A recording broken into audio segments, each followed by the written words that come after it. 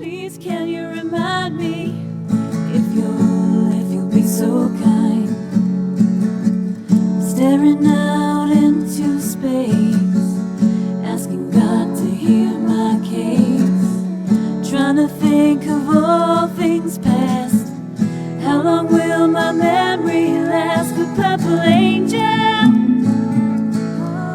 purple angel, purple angel, you're next to me. Well, welcome everyone to Alzheimer Speaks Radio. Today we're going to be doing a video interview all the way over with our guest in the Netherlands, and I'm so thrilled to have her with us. We actually have the founder of Worldwidesnoezelen. And a lot of you listening here in the States and in other countries don't have a clue what even Snoezelen is. And so we're going to break that ground and get that to you. I'm Lori La Bey, the founder of Alzheimer Speaks, and my mom had dementia for 30 years, and I am all about raising everyone's voice, no matter where you are in the world, no matter what position you're in. If you have a story to tell or a service or product or tool, I want to hear about it. And that includes those living with dementia and those caring for them as well. We're all in this together. So we are going to be, like I said, talking today with Ilse Achterberg. And I know I'm not saying that right, so I'm going to have her say her name correctly. All I know is that it means behind the mountain. And she is, again, the founder of Worldwidesnoezelen and has been an activities therapist and specialist in MSE, which is multisensory environments, or Snoezelen, for over 25 years. She actually initiated and developed the multisensory approach for elderly with dementia in the Netherlands. And during those years, Ilse also specialized in further integration of the MSE and Snoezelen into 24-hour care in nursing homes and expanded the target markets even further. And so she'll talk with us about that. But some of the other targets have been like autism, ADHD, people with multiple physical and mental handicaps and learning disabilities. And I would imagine post-traumatic stress probably fits right in there too with that. So welcome, Ilse. I am so excited for this show because I really, really believe in your work, and more people need to learn about it and embrace it. So thank you so much for staying up late and talking to us here today. Well, thank you very much for inviting me all the way from the Netherlands into America. So I'm very excited to be on your show. Thank you. Well, great. I always ask everyone who's on my show, the first question is, have you been touched by dementia in your own circle of family or friends? I have been seeing dementia during my work, but also my grandfather, he got dementia. And for me, working as a professional with dementia, for me it was also very difficult to see my own grandfather having dementia. And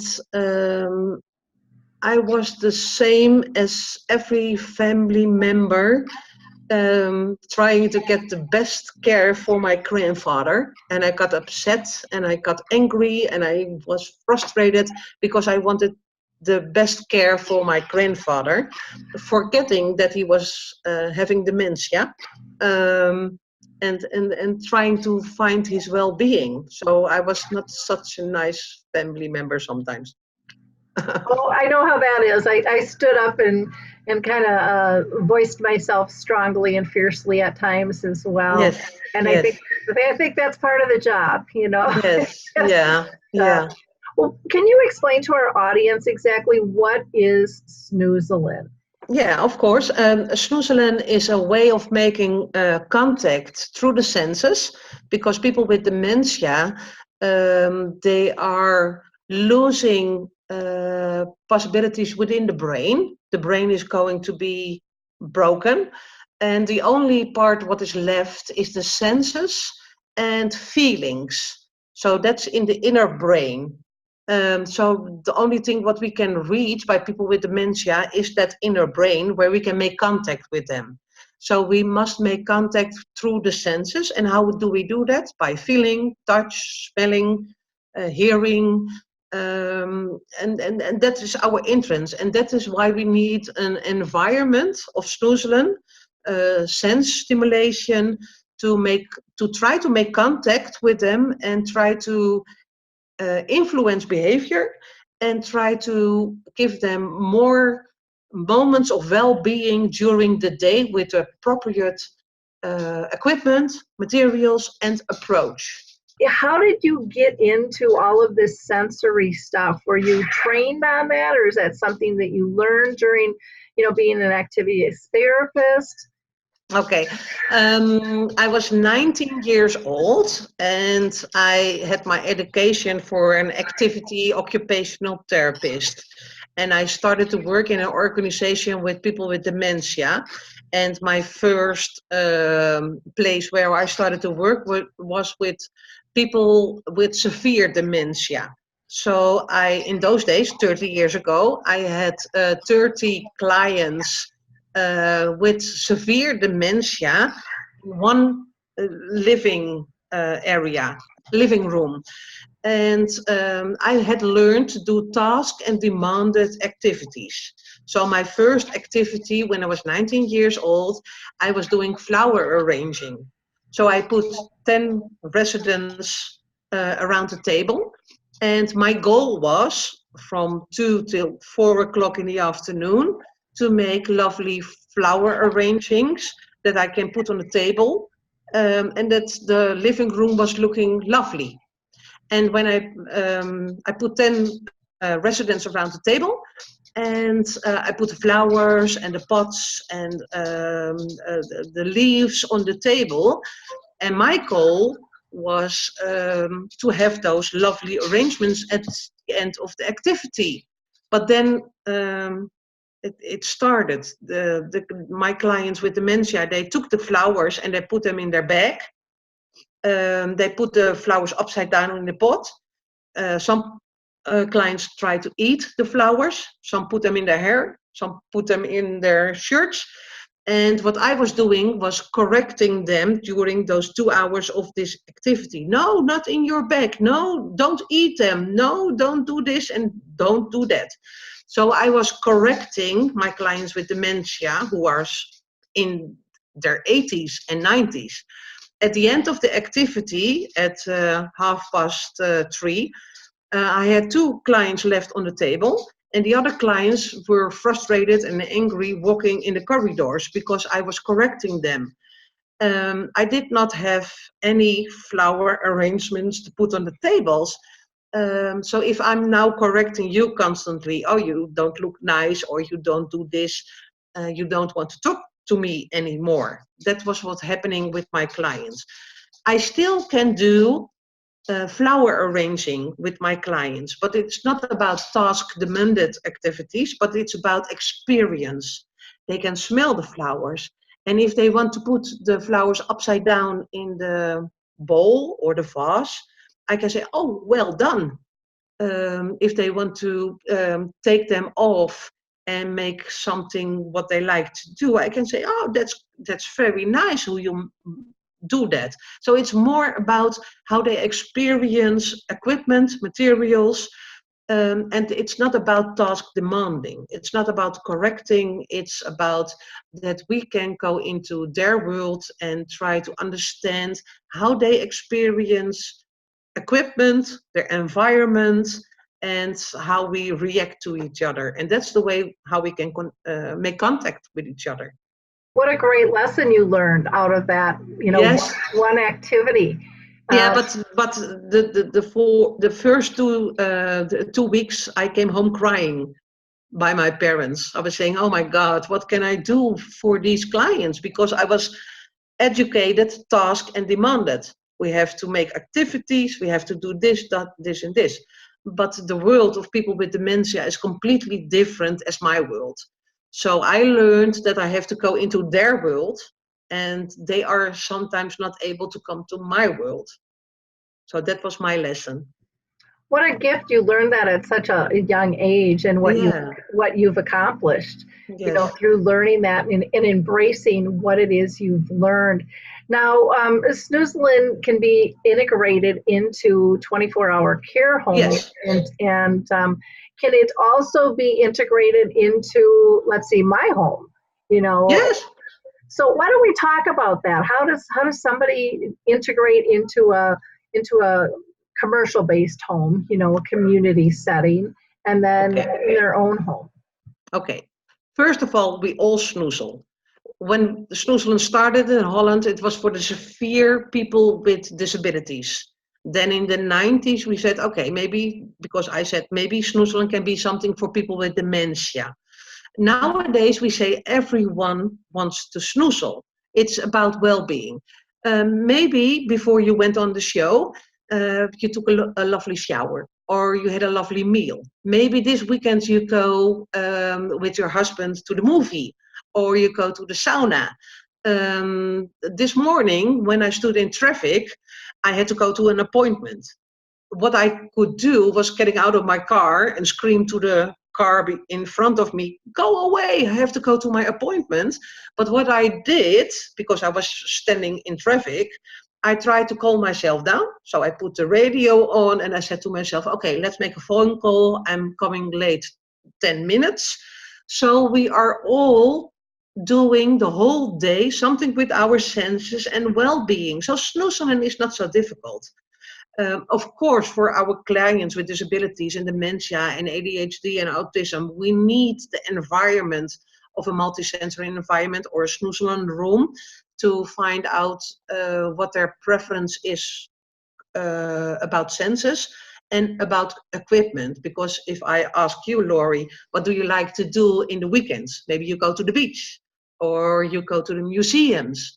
So if I have to snoozle with you, I first need to know what you like. And that's my goal. How do you say it? That's my start to snoozle with you. Okay, and that makes perfect sense. And I love how you say that everybody snoozles, because it is about Yes, calming ourselves down, finding that peacefulness. And, that could be through many different things. Like you said, it could be music, it could be sitting outside, listening to the birds yes, tweet and smelling the flowers, or it could be for some people going for a run or fishing, or I mean, it's endless because we all have different likes and dislikes. So it makes total sense to say, what is it you, my client, want and need? yeah, What's going to make you feel comfortable and relaxed? So so that can apply definitely for care partners at home, taking care of their loved ones, as well as is putting that feeling first and getting some of those remedies that naturally calm us down, yeah. getting those lined up for a person who's living with dementia as well. It's Yeah, good. but for us as caregivers or therapists, the family is the most important part of the snoezelen method, because the family, the wife or the husband or the brother or the sister, they know their uh, they know our clients. So I need all the information from the family. So the family is so important of the method of snoezelen, about the life history. I need to know everything about the client in a nursing home or in an institution. So we need the family who can give us all those details. So they are very important for us. Okay, that makes perfect sense. Now, can you give us a couple of different snoozelen rooms that you've put together and how it's met a specific person's or community's needs? Yeah, okay. The snoezelen is going very wide. What we do in the Netherlands, we make snoezelen bathrooms. We make snoezelen bedrooms. We make snoezelen corridors, because lots of people with dementia, they are wandering around in the nursing home. They have that. Um, they want to walk, and what we try to do in those corridors is that we make experience snoezelen places in the hope that we can trigger them to sit down for 5 minutes or 10 minutes. We make Snoezelen rooms, of course, but we also make, normally you had in the organization for people with disabilities, you had the isolation rooms. We are not willing to use isolation rooms anymore in Holland, or isolation restrictions for clients with dementia. We are trying to look for different sense stimulation. So we make comfort rooms. That's how we call it. Comfort Snoezelen rooms, in the hope that we can find the right stimulation, sense stimulation for each client, because each client is different, reacting on their preference or for equipment or preference with their senses. So we are trying to find specially equipment to help them instead of putting them in isolation rooms or restriction things. I don't know how you call it. Sorry. That's worded perfectly. So can you give us some examples of what would you put in a bathroom to make? Okay, what we put in a bathroom is a normal bathroom for clients with dementia. Everything is white. If you are having dementia, if you go into a white room, a white washing table, white tiles, a white toilet, there is no difference. You can't see the toilet, you can't see the how do you call it, the where you can wash, because everything is white. What we need to do in bathrooms or Snoezelen rooms or in living rooms is that we make clear that the toilet needs a black or a wooden seat, so they can see that they are not going into a white room, but there is a toilet with a wooden seat. Do you understand a little bit what I mean? Oh, totally. Okay, because the perception and the sightseeing of clients with dementia is completely different as what we see. We can walk outside the door, but if, for example, if you go from your living door inside your hallway where your coats and shoes are hanging, it can feel the doormat in front of your door, it can feel like it's a hole in the ground. So we must be very aware about how people with dementia can experience things. Maybe you can understand or recognize that if you give someone a cup of coffee with where you put your coffee on, a plate, it's white. And the coffee cup in an institution is also white. People with dementia will put their coffee cup not on the white plate, but put it on the table, because there is no connection between white. So we must make different colors in rooms, so we make an enriched environment. Like a beach room, we can work with the lights, so we can put the rooms in a different setting. So that's very important that we can point out, okay, this is a normal floor and it's not a hole in the floor where you can fall in. So that's why we use all the equipment of Snoezelen. So for example, when you were saying, having the toilet seat be a wooden or a color or something, so it sets out so that they can distinguish that it's there, which makes perfect sense. And the depth perception of people seeing maybe a black floor mat thinking it's a hole. I remember my mom doing that, and we'd be walking along, she'd be holding my hand or holding onto my arm, and all of a sudden that foot would go out in front of her and she'd be tapping. When we would change from maybe asphalt to concrete or walk on the grass, anytime there was a color change, she was unsure. And I think that that's something that a lot of people still to this day don't understand and grasp. What we see isn't what they see. And so it's really important to help them find those targets, like the toilet or like putting their coffee cup, on the saucer plate.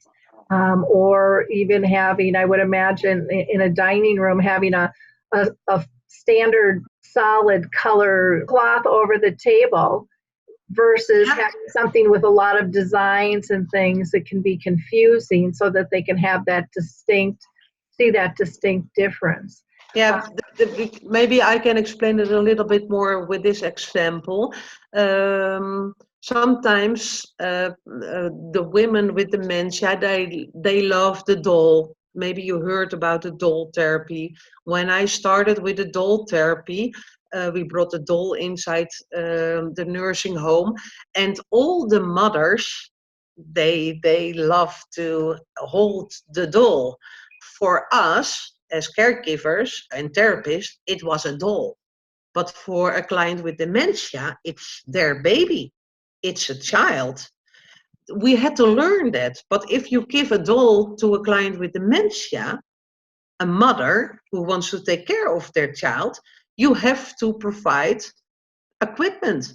So you have to provide the diapers, and you have to provide the stroller and all that.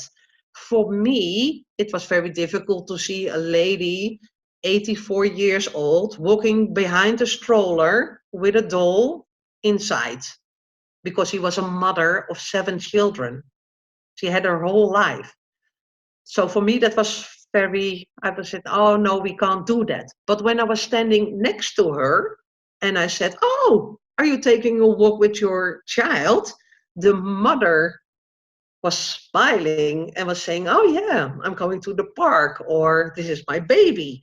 So we mustn't forget that. That's what I was trying to say. We must go into their world, and they can't come to our world because the brain is going to be damaged. And if they feel that the doll is a real child, we must provide that. How difficult sometimes it is. And I understand that for family it can be very difficult, because you want to be that doll as a daughter. And if we can explain that in the right way about how the senses are working, because that's the only thing what people are having with dementia, the senses and the feeling about what they are feeling. That's so important. Well, and I love that story, because I think it is really true, where people go, "Oh, that's childish, can't do that." In fact, on the show I just did, we were talking about that, and they were doing an activity, and her dad was just a fantastic athlete, and they were playing with a noodle and a ball and a beach ball or something, and Yeah. she got very upset, and that was childish, and my dad was a big sports figure, and Yeah. this is degrading to him. And Yeah. so I stopped her, and I said, I understand that, because I've been there. Yeah. But what I've also learned is, who is it degrading to? Was it your feeling, or was it his? Yeah, but that's difficult. That's difficult if you are a child. Yep, yep. But I think it's one of those things that we have to talk about more, in terms of, the feelings, and for people to really get in tune with the nonverbals that are Yes. being stated. Are they smiling? Do they have a glint in their eye? Are they laughing? Are they just content and happy? Yeah. Who doesn't want to be those things? It's a whole other thing if they're appearing anxious or angry or frustrated. That was one of the lessons I learned on my 30-year journey, because my mom had dementia for 30 years, was to get out of my ego, to really give her the dignity, because what was once maybe important to her wasn't anymore. But in the Snoezelen, we must not forget that the family is the most important part of the Snoezelen, because we need the life history. We need the life history from a client with dementia. We need to talk with the family from the start, when they were born, through their life, because I need to know, when I start with Snoezelen, if someone, what kind of music did they listen? Did they listen to classical music, or did they listen to country music, or did they listen to Elvis Presley, for example? I need to know what kind of music. What did they do in the weekends? Did they go to the beach, or did they go to museums? That's for me very important, to start my Snoezelen sessions with clients with dementia, even if they don't have verbal communication. Because if I know that someone loved the beach, I can bring the sand, I can bring the shells, I can bring the sounds of the beach and the how do you call them? The seals? How do you call those birds? I don't know how you call them. I can bring the smell of and the wind of the beach. So that's my start of making contact and trying to provide well-being. And if we can do that during the 24-hour care, how about waking up instead of, hello, good morning, the day is starting and we open the curtains and I'm going to wash you, instead of the Snoezelen concept, you put the favorite music on and the favorite smell. And you whisper, hello, I'm going to wake you. Do you want to have breakfast in bed or do you want to sit in the living room? It's a different way of starting your day. And that is how Snoezelen can be during the 24-hour care, because it's an approach. Yeah, I think a lot of people, like myself, were under the thought that it was a room that was entered. But you're right; it so much is an approach. It is a care model because you can incorporate this throughout the day. Yes. Now, do you do rooms for, let's say for a community, different types of Snoezelen rooms for communities? You had mentioned like a beach room, but do you have other themes and stuff? We have lots of nursing homes where people are wandering and they can't stop wandering. So what we are trying to do in the corridors is that we make experience parts in corridors. And what we see in the Netherlands is that each city or each town is making their corridors with images of their own town. For example, if in a little village the church was very important or the market was very important, we make images on the wall. If the flower market in Holland with the tulips was very important in that city, we put all kinds of vases with tulips.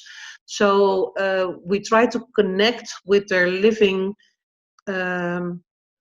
environment where they grew up and where they have lived and what was important in their life. So that is about the corridors. Then you have the bathrooms. What we say in Snoezelen is that you need 7 basic things in a room, in a bathroom, in a corridor. So that's light, that's a good sitting or lying element, that's your bubble tubes with your mirror, that's music, it's smell, and it's your fiber optic that are the lights strings. Do you know a fiber optic, those light strings? So that are the 7 basic things what you need in a Snoezelen room. Okay, so when you said the bubble tubes, are those? I'm thinking what they are. We used to have them, I want to say back in the 70s, where they were big tubes and different colors that would glow, Yes. and these bubble blobs would kind of go up. Is that what you're talking? Yes, yes, you have those bubble tubes where the water goes and the bubbles go up.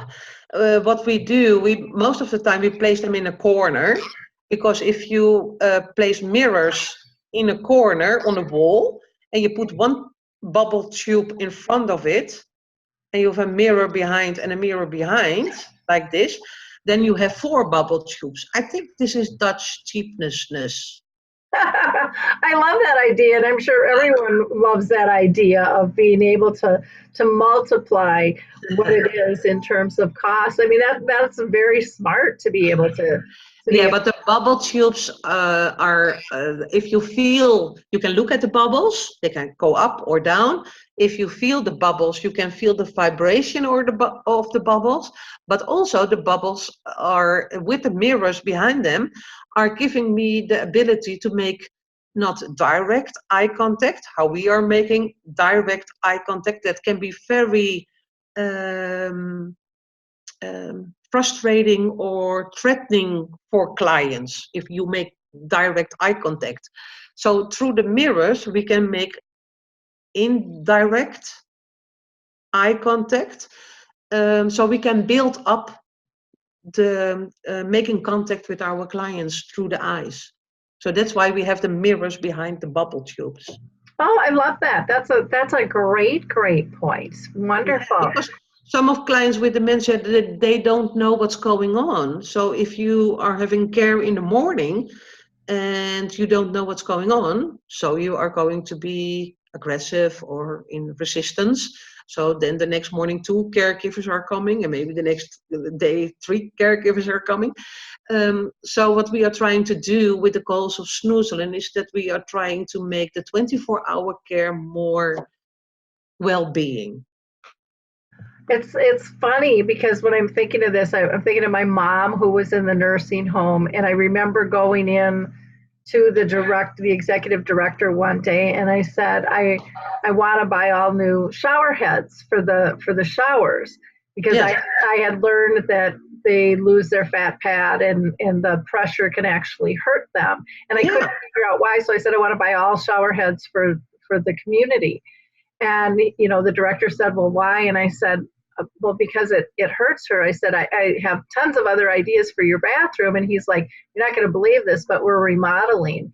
And a lot of, I guess, what I was doing was kind of creating a Snoezelen room in terms of the color. I wanted music pumped in. I wanted aromatherapy. I wanted a heated floor and heated towel bars, and just to make that whole experience different. And then I said, and what would be ideal for me is if you could teach all of them to sing their music with them while they're in the shower. Yeah. Yeah. But I didn't really know that's what it was Yeah. in terms of doing that. But it makes such a huge difference. And Yeah. yet we didn't incorporate a lot of other key pieces that you just mentioned. But I think there's so much that we can do in our own homes, and just philosophy wise of approach. Like you were talking about, this isn't a room, this isn't a one-time experience, this is ongoing, to be able to give them comfort. And if we can all think about, again, what brings us comfort might not be what brings the person with dementia comfort. So, I mean, it's important, like you said, to have those people that know them and love them to share those stories, because we could be really off on our perceptions. Yeah, I think if you are working with clients with dementia or other clients, it means that you have to be empathic. And the only question what you must ask yourself every day, what would I like if I was sitting there? Good point. It's the only question.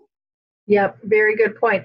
Now, what have you seen in terms of making these? And I love that you call them comfort rooms, because I just want to go crawl into one right now. It's Yeah. just who doesn't want that? How have you seen that change behavior? What we see normally when we didn't have the comfort rooms, we have those isolation rooms, and we had those restrictions for clients who were restless or sad or aggressive or whatever. What we now have, those comfort rooms, how great is that? If we have those, if we use the method of Snoezelen, we know what their preference is of their senses. We know what the preference is of equipment, so people can go in before they go aggressive or sad or whatever behavior. They can even if they don't have verbal communication, they can let us know, I need the Snoezelen now before I get upset or before I get aggressive. I need to go into this room and listen to my music, smell the smell, what I love, if it's lavender or is it basil or whatever. So what we can also do is teach them and learn them before I explode. I want to go in that room. That's what we do with comfort rooms. So we don't want to punish people with isolation rooms, but we want to give them the possibility to say for themselves, okay, I have enough, I need my moment before I explode. And that also works with people with severe handicaps and severe dementia. And that's wonderful. Instead of isolation rooms. I'm just thinking it'd be great in any corporate environment as well, where people are just like, with their job and they just need a little time out and a little. Yeah, I get a lot of people now, normal people with depression or burnout. And they say, "Oh, I want to go to your Snoezelen rooms. Let me be alone in the rooms. I bring my own music. I like those smells, so we put the smells on. I like those colors, and they can do their thing for 1 hour or whatever they like in the Snoezelen room instead of going to the sauna or to the movies or whatever. It's an environment where you can influence behavior." Well, that's fantastic, and I think nowadays, just in general society, we all need to kind of calm down because everything's kind of riled up. Hectic. Yeah, no matter what your lifestyle is, or economic status or health situation, life is, like you said, very hectic and very busy, and at times very confusing, and Yes. and can be scary. I can see where this can benefit not only the person with dementia, but staff as well as families to be able Yes. to enjoy that. At my mom's nursing home, we had raised funds to build a big patio with a waterfall. And they thought, oh, Wonderful. there's no way we can do this. And I'm like, it's not. It really isn't all that expensive. And like the director said, this has changed who we are because everybody goes out there because it was, you had beautiful gardens, you had that waterfall piece, and it was just comforting and fun for everyone to be able to go out and visit. So I think all of us looking at environments, if it's at your home or if it's in a commercial setting in a community, we really need to look at what are we bringing people? What are we giving them? Because everybody needs that sense of peace, and sometimes that's hard to find at home, and Yeah, that's true. And of course, I will be honest, Snoezelen is not the miracle, but it can help. It's an approach, and if everyone in the organization is using it, then you get an approach during the 24-hour care. We must realize that an organization has 24 hours. It's not only the day shift or the evening shift or the night shift. It's not about the task we do during the day. It's about if someone is sad, you take your time to be with that client who is sad. And the dishwasher, the evening shift can also clean the dishwasher. And if the evening shift is not able to do that, the night shift can do that. We must think about organization. We are a 24-hour uh, approach. And if my client needs this at that moment for Snoezelen or sense stimulation or an approach, that's what we need to do. So all the tasks are not important. Of course, they are important, but we must organize it in between those 24-hour care. And Snoezelen is not difficult. It's not about that the caregivers are walking with bubble tubes and water beds, but it's about that they can ask in the morning, what do you like the smell of your own soap? Do you want to have a red dress or a blue dress, that they can make a choice? Do you want a sandwich with chocolate or cheese or jam, that they can make a choice? It's all sense stimulation during the day.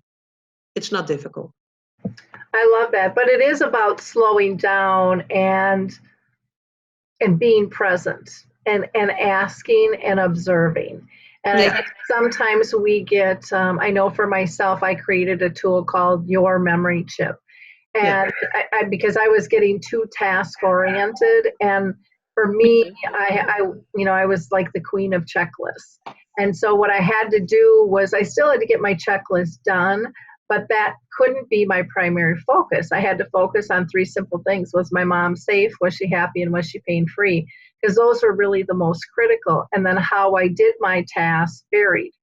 I could let go of things, I could adjust things, but I was much more present. And it really helped me, I think, read her nonverbals more. Yeah. as the disease progressed. And it helped me as a care partner just take a breath in and relax with her when she was calm, instead of always, you're always geared up and ready to go type thing.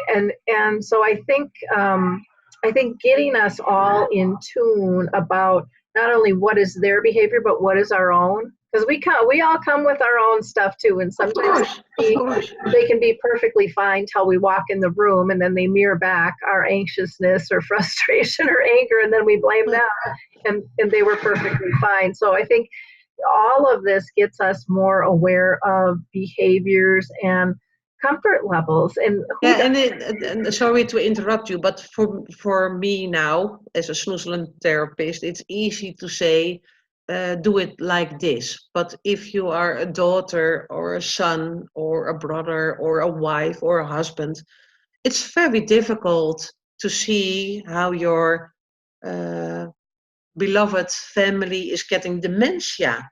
I understand that, but that's why we as therapists in Snoezelen are trying to help to make that connection in a different way, and not as normal persons, but your beloved family member, your mother or your father or your brother or sister is having dementia. So that's a very terrible process. But within that process, we can help you to find a new way of making contact. I really understand the pain and the process, of course.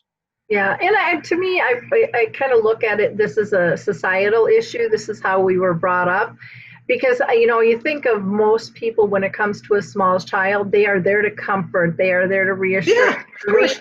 They're reading all those signs. But as we grow older, we are still reading all those signs. We're just not even aware of it, but we're taking it all in. And what people with dementia say all the time is that for care partners and stuff, turn around and talk to me because I need to see your lips. I need to see your facial expressions. And that's made them more aware. They're like, I didn't know I read lips before. And I think we take it for granted as we're older. And if we can learn to be as compassionate with adults with an illness or a child with, with a disability or whatever, as we are with a small child. Have you seen these rooms and tools help reduce pain and restlessness and things? We did a research in the Netherlands for 2 years with the research institution. It's called the NIVEL. You can find it on my website if you want the research. What we find in the research is that the effects of the Snoezelen are reducing restlessness and aggression medication. It reduces agitated and restlessness behavior. It reduces the illness number of caregivers. Before we started with Snoezelen, the illness number for caregivers, the nurses, was 17.4.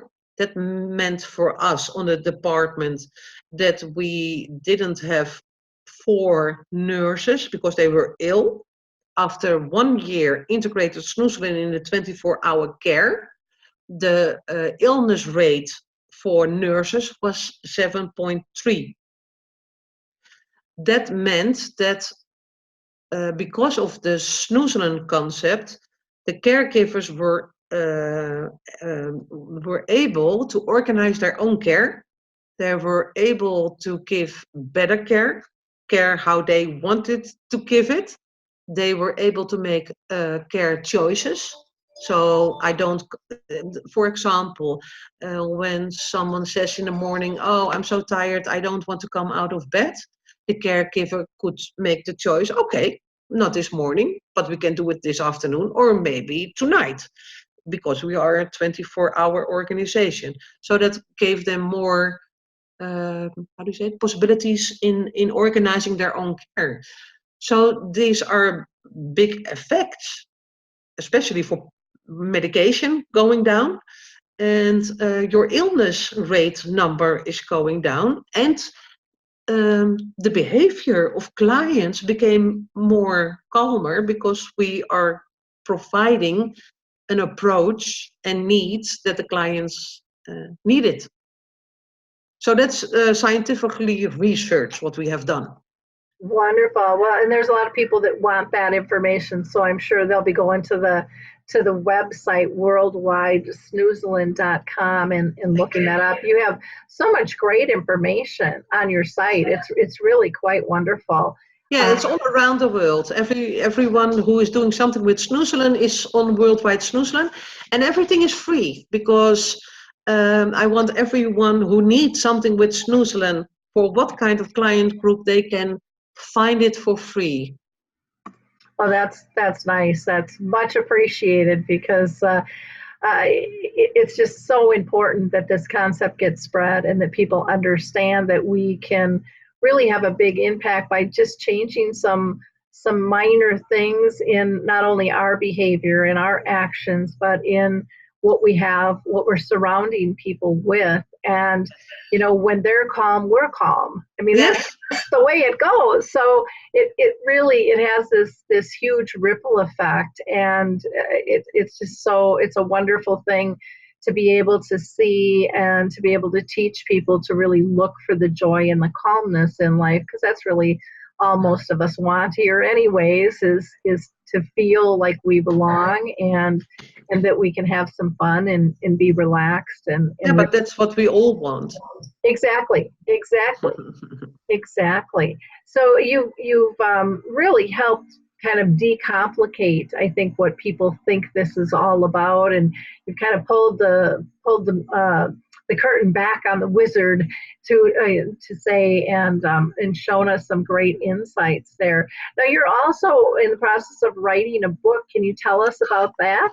Yeah, because Snoezelen started in the Netherlands in 1974, so that's 40 years ago. And it started for clients with mental disabilities. And in the 80s, I then tried to develop the Snoezelen for clients with dementia.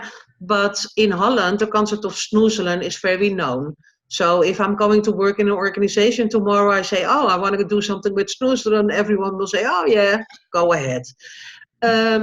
We didn't have done a lot of research in Holland because we know it's working. The research, what we have done, we say, yeah, it's working.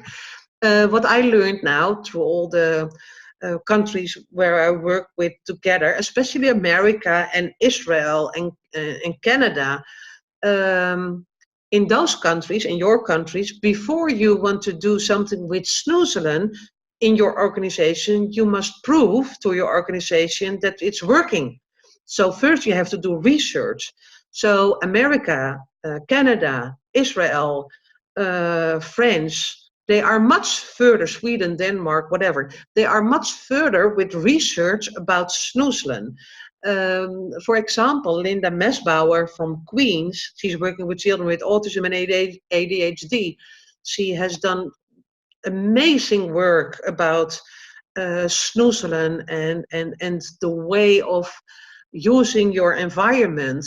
Michelle Shapiro from Israel, she is working with children with mental disabilities, and the dentist, Miami, Gillian Hutz is working with coma patients in a hospital. So all the countries around the Netherlands are doing lots of research where I have learned, and lots of people in Holland, of course, are learning a lot. But in Holland, we say, okay, Snoezelen is working, so we are doing it. So we learn a lot about other countries who are doing a lot of research in particular client areas, and for example, the dentist, what I just was mentioning. So it has so much more development than just going into the room, putting everything on and let the miracle work, because that's not Snoezelen. We are going into the room with a particular goal, trying to influence behavior, trying to improve well-being, and that's the development Snoezelen has having now for the last 30 years. So it's more than just going into the ball pool like the McDonald's. If we are going into the ball pool, we're doing that in a conscious way and with a particular goal for a child or for someone. It's not just jumping in the ball pool. We want to get well-being, improvement, development. So it's so much more what we learned the last 40 years. That's the book, 7.0. Great. Have you used Snoezelen for people with post-traumatic stress syndrome? Yes, I worked with clients who were having post-traumatic stress during the war. Also PTTS with clients with it's for me it's always difficult to talk about clients with abuse. In Israel, they are working with clients with PTTS, with war examples. That's difficult to talk about and giving examples because that are specific clients where you work with. But for example, if you are working with a child who lost their arm or their leg because of a bomb, for example, but the physiotherapist wants to work with the child to make more movement with the arms. You can do it in a normal physiotherapy room, but that's very painful. And an environment like a Snoezelen room is pleasure. So how much fun is it to reach out to the bubbles or the disco ball lights? So then you reach out and you can stretch your skin if it was burned. Is that a little bit what you meant? Yeah, no, that's very, very helpful. Very helpful. Well, I'm excited. I know you said your book is coming out, but it won't be in English for a while. No, first it is in Dutch, and then of course I'm going to translate it in English, and then in French and whatever. So I'm doing my best to translate it as quickly as possible. Wonderful. Do you have any idea when it'll be published, or? Yeah, it will be published next month in Dutch. We have a website for especially for the book. And also on the website for the book, Snoezelen 7.0, the Ilse method, you will see when it will be published in English. So we have a special website for it. Yeah. Okay. And is there a link from the Worldwide Snoezelen website to the book, I would imagine? Yes, of course. There is. Of course there is. So Yeah. again, audience, you can go to worldwidesnoezelen.com, and Snoezelen is Snoezelen. And you can also email Elsa at info@worldwidesnoezelen.com. She is also on Facebook, so just put in Worldwide Snoezelen and she'll pop up and like her page. I've also listed her phone number, which is 31 is the country code, and then 294-257332. People from out of America want to share if they have a Snoezelen room or a sensory room, or if they are doing something with sense stimulation. If they send us information to info@worldwidesnoezelen.com or .nl, we place a link to their own organization. So we promote their own organization. They can send pictures, they can send stories, whatever. So that's why we have Worldwide Snoezelen, that we can share information around the world. Because I'm in my 50s now, I can't teach forever. So that's why we have Worldwide Snoezelen, that we can learn from each other. So if you have pictures, stories, whatever, send it to us, and we publish your organization and your pictures or whatever. Let's share Snoezelen.